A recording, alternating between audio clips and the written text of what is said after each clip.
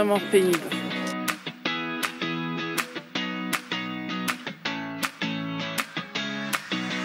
Hello tout le monde et bienvenue dans cette nouvelle vidéo au Pérou. Vous allez vous demander, mais qu'est-ce que je fais au milieu d'une dune? Je vous dis ça juste après ce petit passage à Lima où je vous ai capturé quelques petites images. Voilà, je vous partage ça et on en reprend après.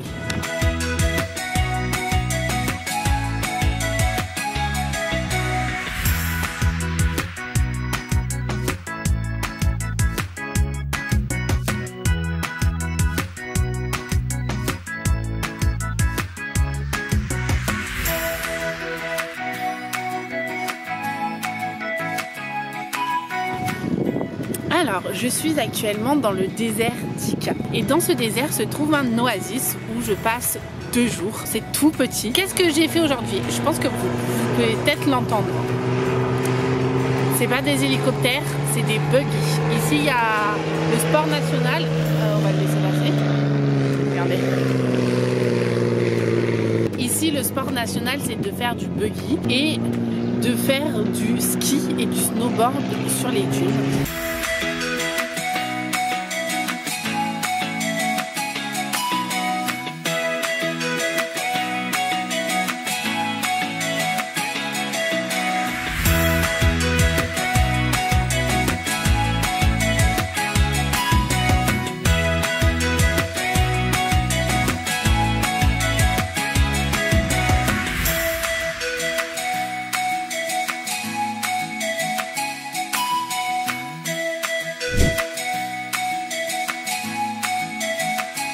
Je continue mon périple au Pérou par la ville de Nazca. Je me rapproche doucement du sud du Pérou là et puis bientôt je vais arriver dans les montagnes péruviennes où il fera un peu plus froid. Là, Nazca, ça se trouve complètement au milieu du désert. C'est très désertique, c'est un désert aride, fait de pierres et de montagnes. Il fait très chaud, le temps est sec. Et en fait, Nazca est connu pour ce qu'on appelle les lignes de Nazca, qui sont en fait des lignes et des dessins faits par le peuple Nazca, je crois 2000 ans avant Jésus-Christ. Ces lignes-là, elles ont été découvertes il n'y a pas très longtemps, en 1939, lorsque les premiers vols commerciaux au-dessus du Pérou ont été faits. Et en fait, c'est à ce moment-là qu'ils se sont aperçus qu'il y avait des dessins dans le désert. Et en fait, ils ne savaient pas d'où ça venait, ils ne savaient pas trop ce que ça voulait dire et tout. Et donc, il y a une personne qui s'appelle Maria Reich qui a fait en fait des recherches là-dessus. Elle a dédié toute sa vie aux recherches sur ces lignes et sur ces dessins, sur ce que ça pouvait signifier.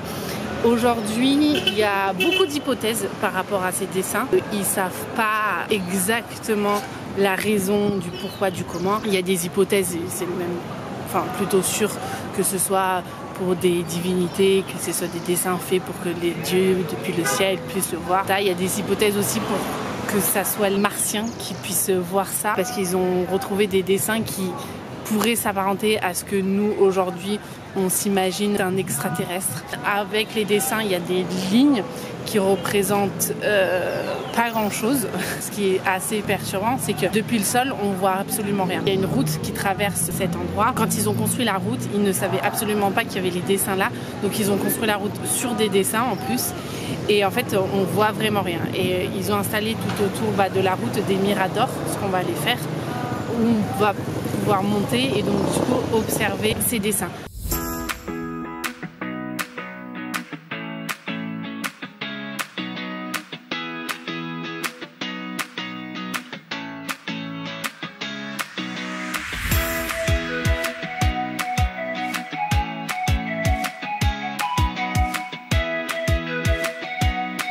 Donc il y a des dessins et il y a des lignes. J'ai soufflé parce que je viens de monter une montagne. Et du coup là on voit uniquement des lignes. Et le voyage continue dans la ville d'Arequipa. Donc on descend toujours plus au sud, mais cette fois-ci on monte un peu en altitude. On va monter crescendo en altitude histoire de s'habituer. Parce qu'on va monter très haut, voilà. Je sais pas combien de mètres, mais je vous le dirai quand je le saurai. Je reste 3 jours ici. Voilà, la ville d'Arequipa, c'est une des plus belles villes du Pérou. Je savais même plus dans quel pays j'étais.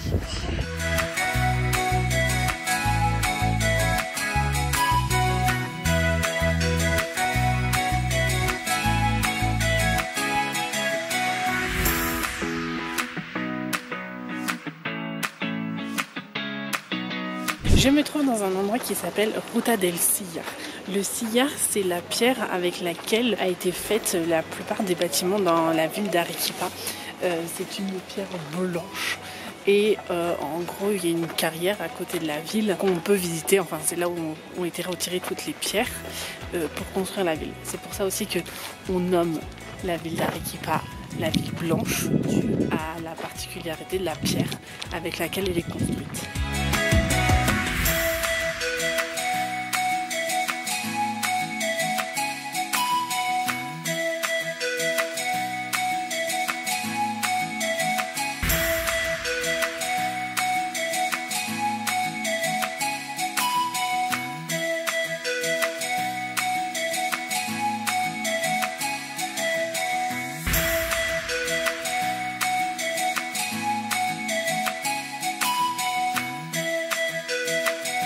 Nous venons de visiter un canyon, je vous ai montré ça. Et là on se trouve dans un endroit où en fait il y a plein de petits tas de cailloux, comme on fait des fois, genre quand on se promène en montagne.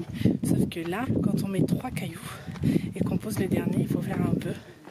Et si notre tour tient, bah, le vœu il se réalisera. Voilà, ça c'est ma petite tour de 3 pierres devant le canyon. Je suis bien arrivée à Cusco qui va occuper une très grosse partie de ce voyage au Pérou. Cusco, c'est une ville très haute en altitude à plus de 3800 mètres d'altitude, je crois. Je vais rester longtemps ici parce que c'est le point de départ de pas mal de petites destinations à découvrir tout autour de la ville. Et notamment le Machu Picchu qui va être fait du coup dans les prochains jours.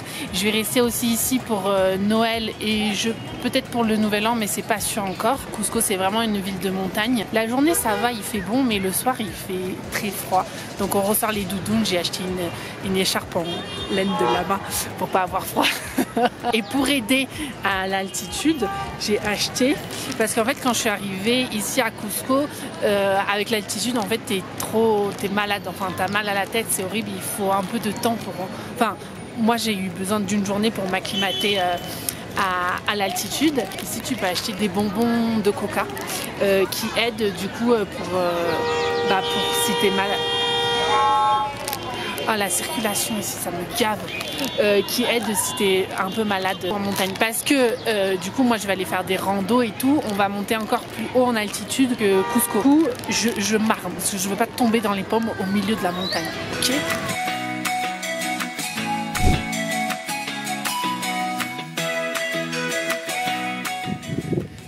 Ok les amis, aujourd'hui les choses sérieuses commencent. Le réveil a un peu piqué ce matin à 4 h du matin. Je pars en randonnée. Je suis actuellement à 4800 mètres d'altitude et je vais monter à 700... Oh putain, je sais plus, à 5000 mètres d'altitude pour aller voir ce qu'on appelle la montagne aux 7 couleurs. Je suis désolée, je suis un peu essoufflée, mais ce matin je me suis droguée au maté et au coca là. J'ai des bonbons de coca pour contrer le mal de l'altitude parce que quand même ça se fait un peu ressentir quoi. Enfin on a mal à la tête ici. Hein. Petite rando d'1 heure. En vrai la rando elle est pas très longue, c'est pas très pentu. Comme c'est haut, bah tu douilles bien quoi. Voilà les amis.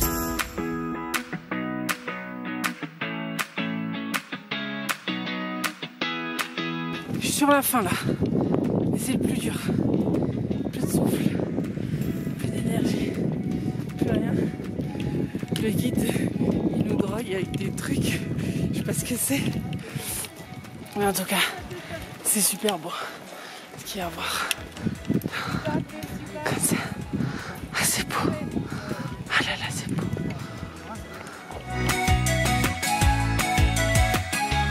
Ça y est les gars, on l'a fait.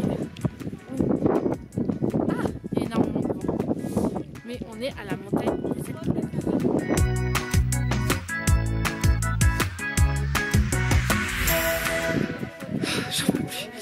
En gros là sur les derniers mètres, j'y suis allée à fond. Ah ça m'a dégommé. Je suis dégommée là. Je peux plus. Je vais me droguer au coca. Un petit coca pour la montagne en cette couleur.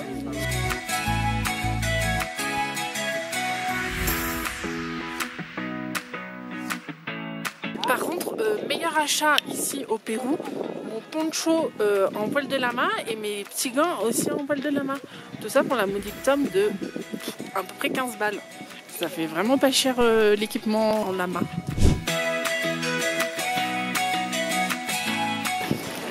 Me voici enfin en expédition pour le Machu Picchu.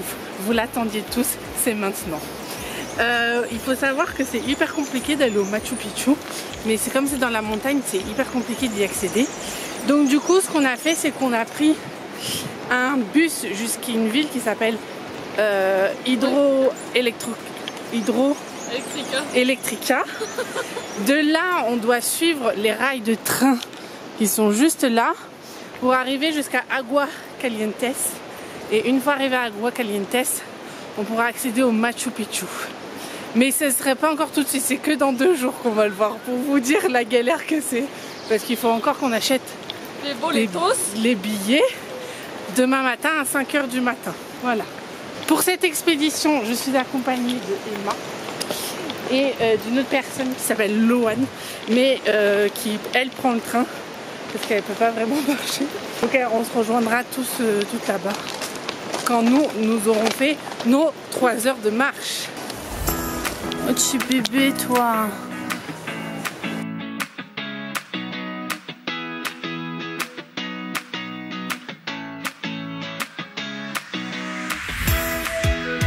Donc voilà, on passe sur ce genre de pont avec juste le fleuve ici. Et je crois qu'il y a un peu des trous quand même. C'est pas très stable quoi. On va essayer de survivre, d'arriver au Machu Picchu entière quand même, ça serait l'objectif.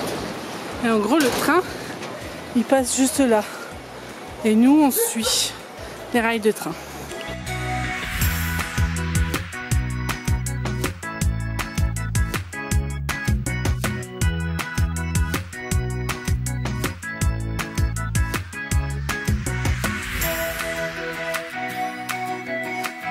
Nous sommes bien arrivés à Aguas Calientes et par le plus grand des miracles, on a réussi à avoir des billets pour le Machu Picchu demain à midi. Donc on est trop contente, on a eu les billets qu'on voulait. Donc on le fera un jour plus tôt, ça nous arrange fortement.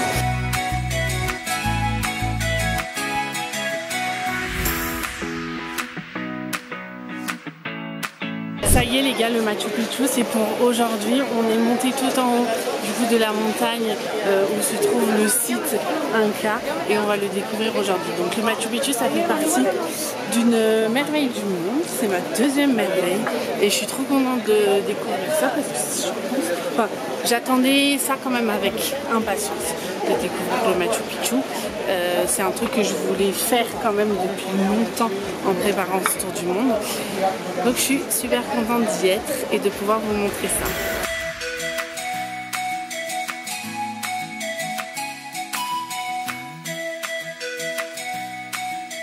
Bon, on est arrivé au point de vue carte postale que tout le monde connaît et donc c'est le spot des photos. Donc nous on a pris le meilleur spot, là on s'est mis. Nous on s'est mis là et regardez, voilà, Emma est à la photo, Loane est à la pose et ça y est quoi, c'est parti. Et il y a des gens de partout autour de nous, hop hop, il y a une petite queue là qui s'est formée. Ils n'ont pas compris que nous on n'avait pas du tout fini. Pour vous donner quelques petites infos, le site Machu Picchu il a été découvert en 1911 par des Américains et en fait c'est un ancien peuple quichua qui habitait là. Il est exceptionnel de par 3 caractéristiques, parce que toute la journée il est exposé au soleil puisqu'il est sur une crête, il est proche d'un point d'eau et c'était très pratique pour les petits quechua vivant ici de cultiver. Également la construction elle a été facile à faire parce qu'il y avait plein de cailloux ici. Le nom Machu Picchu est donné en fait à la montagne qu'il y a derrière qui s'appelle Machu Picchu, qui a été nommée par les gens en bas de la vallée. Et en gros Machu Picchu ça veut dire la vieille montagne. Et en face, on a la montagne, le pic là qu'on connaît tous, tac, la montagne Huayna Picchu qui veut dire la jeune montagne. Voilà, ils se sont pas fait chier les Incas. Donc au Machu Picchu, il y a un petit gardien et c'est en fait un petit chinchilla qu'on voit juste ici qui garde tout ça. C'est le gardien du Machu Picchu. Si vous venez, vous pourrez le voir peut-être.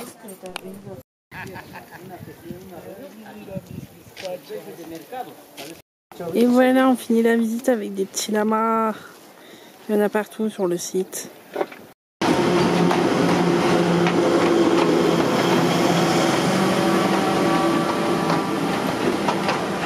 Ça y est, nous sommes redescendus du Machu Picchu. C'était incroyable. C'était, je pense, un des plus beaux trucs de mon voyage pour l'instant. Je suis trop contente de l'avoir fait, de l'avoir vu.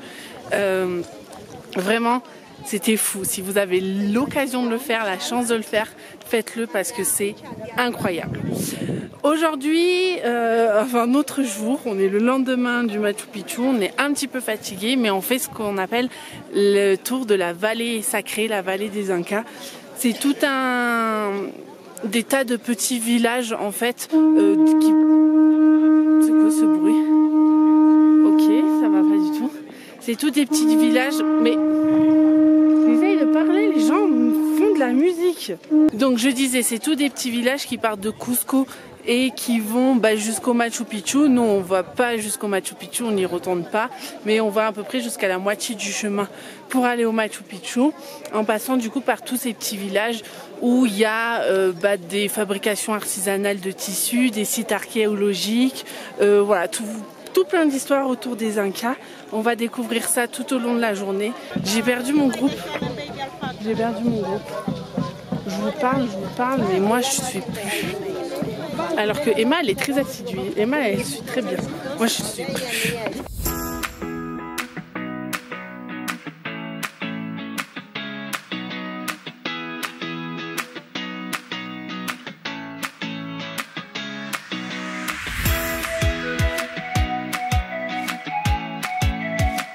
Là, on se trouve à un endroit à Morée qui s'appelle le laboratoire des Incas. Pourquoi ? Ce que vous voyez là, les différentes plateformes, c'est en fait des champs où ils cultivaient des patates et du maïs. Il y a 13 000 sortes de patates qui étaient... 13 000 ? Ouais, ça me paraît beaucoup, mais je crois que c'est ça. Qui étaient cultivées ici. Et en fait, entre chaque différente plateforme, on perd des degrés. Ce qui fait qu'ils pouvaient cultiver plein de sortes de légumes, de maïs, de patates. Et ici, c'est un peu le point central de l'agriculture inca, car ici, c'est là où ils envoyaient toute la nourriture dans le nord, dans le sud et dans la cordillère des Andes qui se trouve juste ici.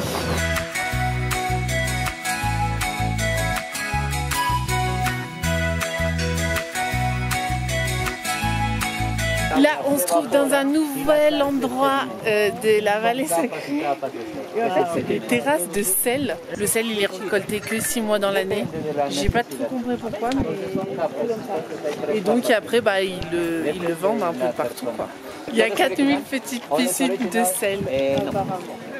Ça fait quand même beaucoup.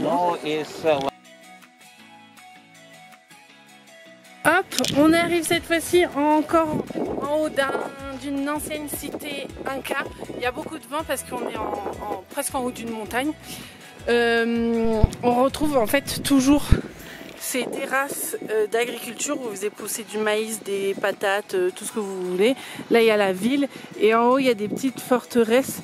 Ça, c'était en fait comme un réfrigérateur pour eux. Ils gardaient la nourriture là-dedans parce qu'en fait, il fait assez frais le long de la falaise.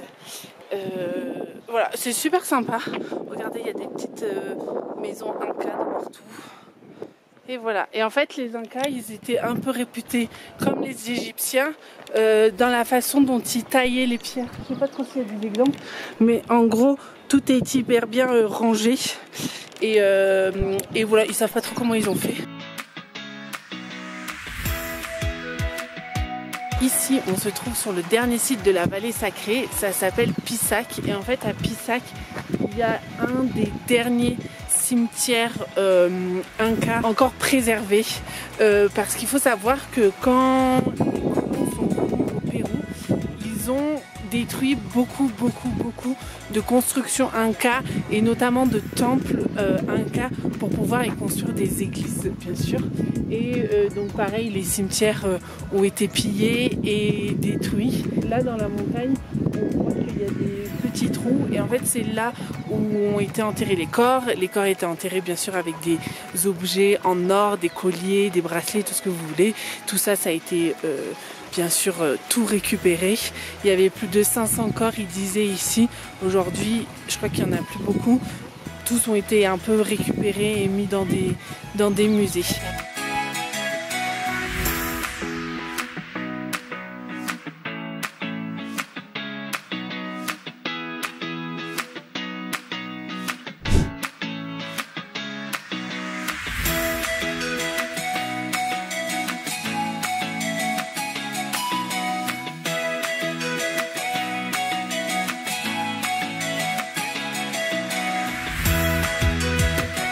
Bienvenue à tous sur le lac Titicaca.